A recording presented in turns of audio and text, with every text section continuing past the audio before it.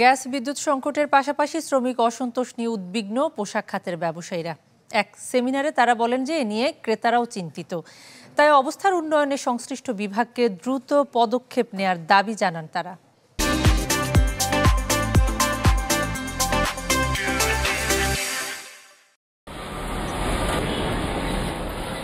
দীর্ঘদিন ধরে গ্যাস বিদ্যুৎ সহ নানা সংকটে উৎপাদন ব্যাহত হচ্ছে পোশাক খাতে।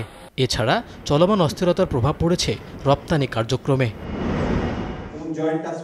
বাংলাদেশ গার্মেন্ট বাইং হাউস অ্যাসোসিয়েশনের এই বৈঠকে উঠে আসে সাম্প্রতিক শ্রমিক অসন্তোষ আর কারখানার নিরাপত্তার বিষয়টি।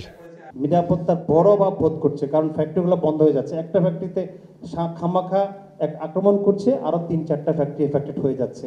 তাহলে এই শিপমেন্টগুলো কোথায় যাবে? পুলিশে নাই, তারা বলছে যে আমরা কঠোর হতে পারবো না। They denied to us yesterday completely. Industrial police also denied that they will not be able to help.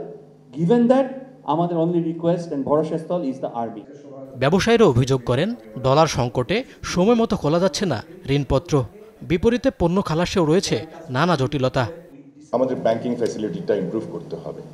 আমরা অনেকখান থেকে এলসি নিয়েছি, কিন্তু ওগুলো এক্সিকিউশন হচ্ছে না। মাল ডেলিভারি হয়ে গেছে, বিদেশেও এলসি করতে পারছি না। আগামী সপ্তাহ থেকে ইউএসএ তে ফ্রেট যাবে $10 কাছাকাছি, যেটা ম্যানুফ্যাকচারিং থেকেও ফ্রেট কস্ট অনেক বেশি হয়ে গেছে। আমরা ব্যবসা করতে আসছি, আমরা দেশের অর্থনীতিতে কন্ট্রিবিউশন করতে আসছি, আমরা রপ্তানির জন্য কাজ করতে আসছি। কিন্তু আমাদেরকে আজকে হাইকোর্ট, আজকে সুপ্রিম কোর্ট দেখানো হচ্ছে আজকে 7 থেকে 10 দিন লেগে যাচ্ছে। একটা স্যাম্পলের সময় পাই মাত্র আমরা 3 দিন। সেখানে যদি আমার কাস্টম ক্লিয়ারেন্স করতে যদি 7 দিন 10 দিন লেগে যায়, তাহলে আমরা কিভাবে দেশের অর্থনীতিতে আমরা কন্ট্রিবিউশন করব?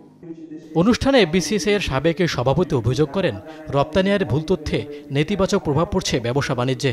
বলেন, গেল 15 বছরে ব্যাংক লুটপাটে জড়িত ছিলেন অসাধু ব্যবসায়ীরা।